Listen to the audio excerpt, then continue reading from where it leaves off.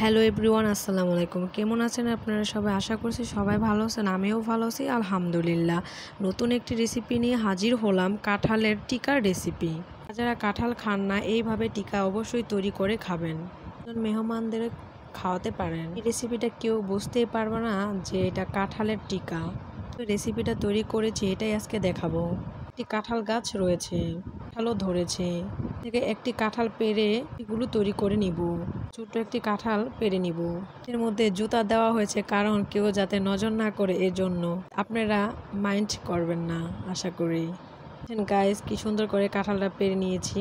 কাঁঠালটাকে সুন্দর করে কেটে নিব। কাঁঠালটা কেটে ছুলে নিব। সুন্দর করে ছোট ছোট করে পিস করে নেব। আপনারা চিকেন পিস করেন, গরুর মাংস পিস করেন, ঠিক ওরকমভাবে ছোট ছোট পিস করে নেব। পলিথিন বেঁধে নিয়েছি কারণ কাঁঠালের আঠা হাতে ভরে যাবে, এজন্য পলিথিন বেঁধে নিয়েছি। সুন্দর করে ছুলে ছোট ছোট পিস করে কেটে নেব। এদের ইচ্ছা মতন পিস করতে পারেন। গাছ কি সুন্দর করে ছোট করে কেটে নিয়েছি। এগুলোকে সুন্দর করে ধুয়ে নিব। কার কাঁঠাল পছন্দ কমেন্ট করে জানাবেন। রেসিপিটা একবার খেলেই বারবার খেতে যাবেন অবশ্যই। এই হয় না যে এটা কাঁঠালের টিকা। এখন আমি খেয়েছি, মনে হয়েছে খাচ্ছি। কাঁঠালগুলো ওয়াশ করে নিয়েছি। এখন চুলা অন করে কড়াই বসিয়ে কাঁঠালগুলো সুন্দর করে সিদ্ধ করে নেব। এক এক করে মশলা দিয়ে দিব। 1 চামচ হলুদ গুঁড়া, 1 চামচ মরিচের গুঁড়া, 1 চামচ দারচিনি এলাচের গুঁড়া, 1 চামচ তার গুঁড়ো, মতো লবণ দিয়েছি। আপনাদের ইচ্ছা মতো দিতে পারেন। গুঁড়ো আধা চামচ। 15 মিনিট সিদ্ধ করে নিব।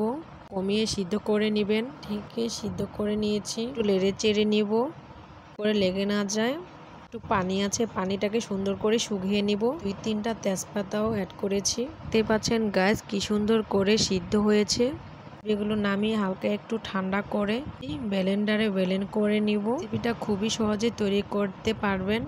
আপনারা সবাই বাসায় তৈরি করে অবশ্যই খাবেন। কেমন হয়েছে কমেন্ট করে জানাবেন। বেশি বেশি করে শেয়ার করে দিবেন, করে পাশে থাকবেন। পাচ্ছেন গাইস, কি সুন্দর করে ব্লেন্ডার করে নিয়েছি। এখন আমি সুন্দর করে টিকাগুলো তৈরি করে নিব। কেটে ধুয়ে নিয়েছি।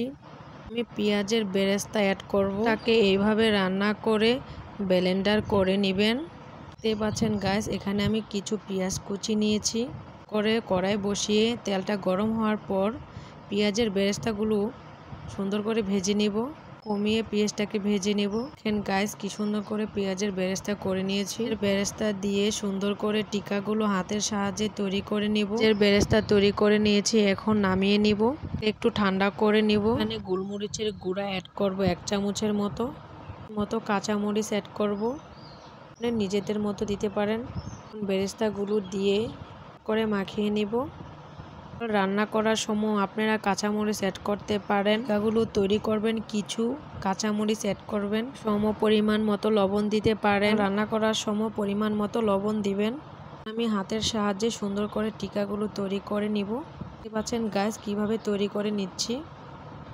গোল শেপের মতো টিকা করে নিচ্ছি। হাতের সাহায্যে মাছের মতো সুন্দর করে চেন করে নিব। চাল দিয়ে আপনারা 2 ধরনের রেসিপি তৈরি করে খেতে পারেন, অবশ্যই খাবেন। বেশি বেশি করে সাবস্ক্রাইব করে পাশে থাকবেন। চ্যানেলের মধ্যে নানা ধরনের রেসিপি দেওয়া আছে, অবশ্যই আপনারা দেখবেন।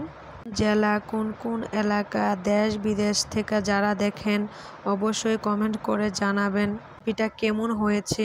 পাচ্ছেন গাছ, কি সুন্দর করে ওগুলো তৈরি করে নিয়েছি। এখন আমি এখানে 2টি ডিম নিয়েছি।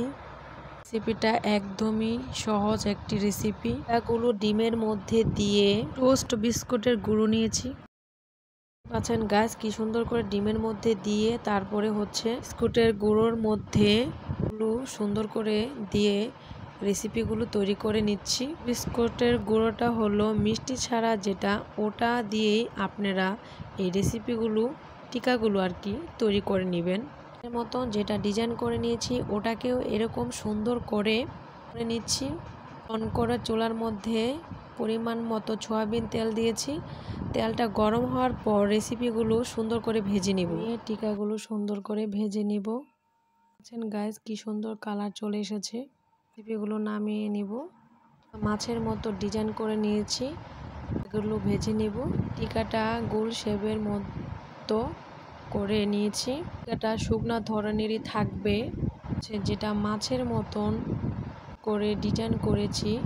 রেসিপিটা কিভাবে রান্না করব এটাই আজকে দেখাবো। আশা করছি সম্পূর্ণ ভিডিওটা আপনারা দেখবেন। তা আপনাদের যদি ভালো লাগে অবশ্যই কমেন্ট করে জানাবেন।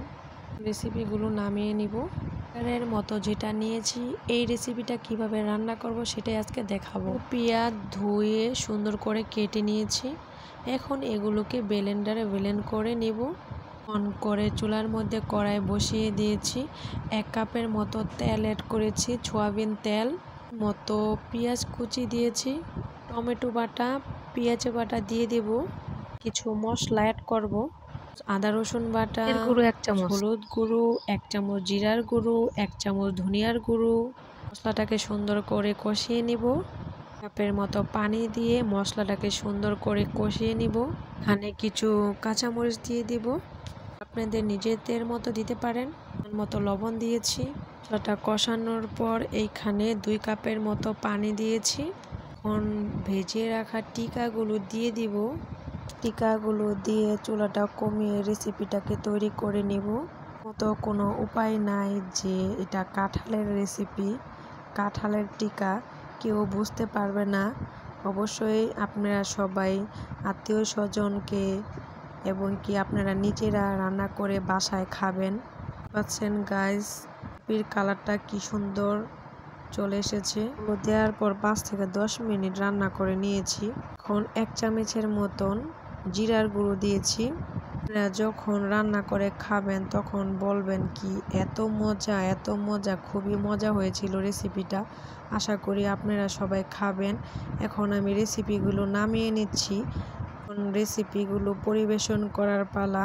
ছিল আজকের ভিডিওটা ভালো লাগলে সবাই কমেন্ট করে জানাবেন, বেশি বেশি করে শেয়ার করে দেবেন। আশা করি আমি কিছু বেরেস্তা দিয়েছি, এটা খাওয়ার পরে বুঝতে পারলাম টিকা খুবই মজাদার একটি রেসিপি। থাকবেন, সুস্থ থাকবেন। আল্লাহ হাফেজ।